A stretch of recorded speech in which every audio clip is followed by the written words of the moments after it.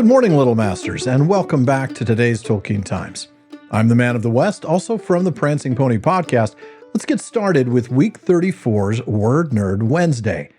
Now, as you'll discover tomorrow when we begin Third Age Thursdays for Series 5, I'm going to be spending the next 8 weeks celebrating a long-expected party. And of course, that means a new crop of words to look at on Word Nerd Wednesdays.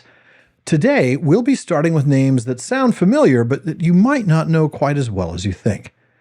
Now, the very first sentence of my very favorite work of all time, The Lord of the Rings, reads thus.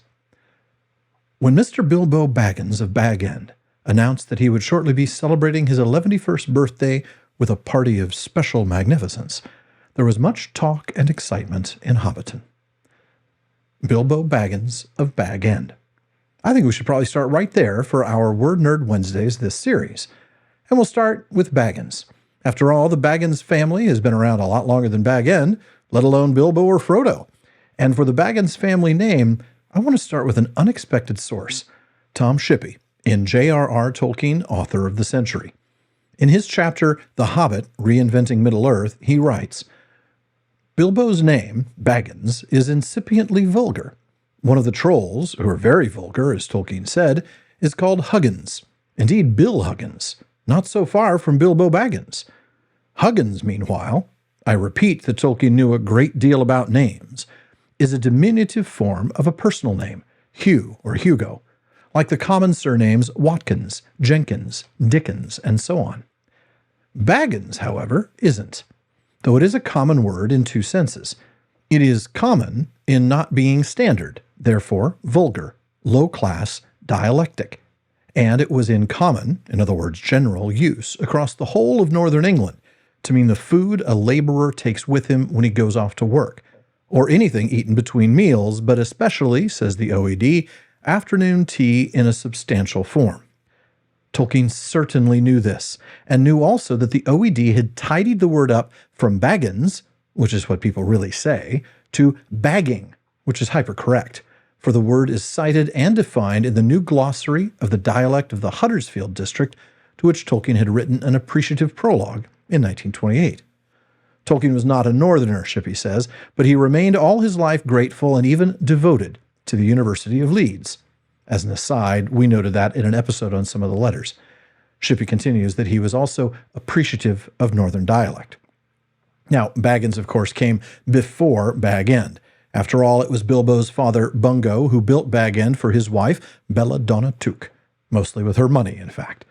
But Bungo was at least a third-generation Baggins. So, now what about the name Bag End?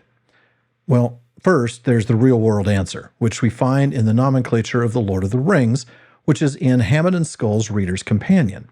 There we read that Bag End was the local name for my aunt's farm, talking about his Aunt Jane Neve, in Worcestershire, which was at the end of a lane leading to it and no further.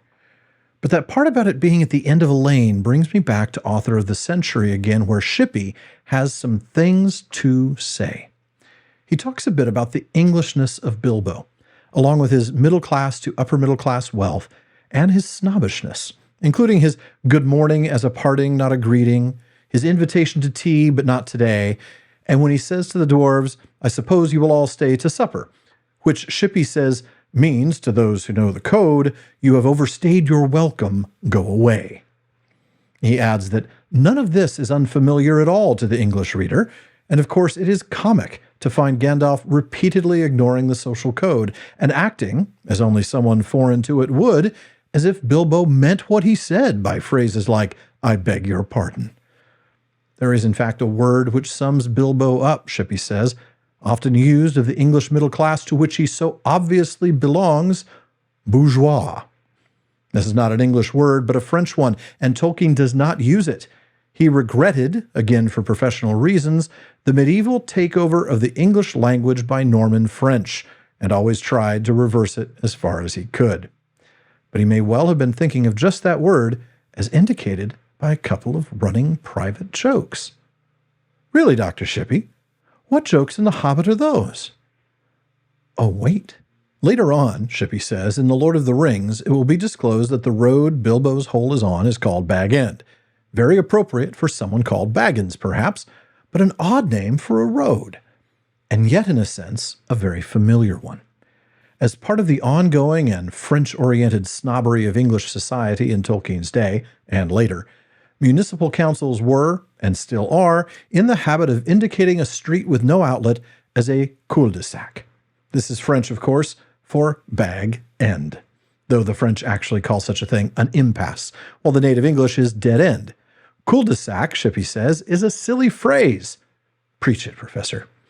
And it is to the Baggins family's credit that they will not use it. The Tolkien family's too, for his Aunt Jane Neve's house was down a lane with no exit, also defiantly called Bag End.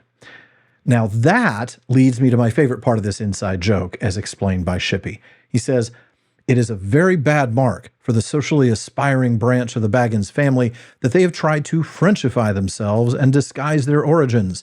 They call themselves the Sackville Bagginses, as if they came from a ville or villa in a cul-de-sac. They, then, are really bourgeois. Bilbo is just heading that way."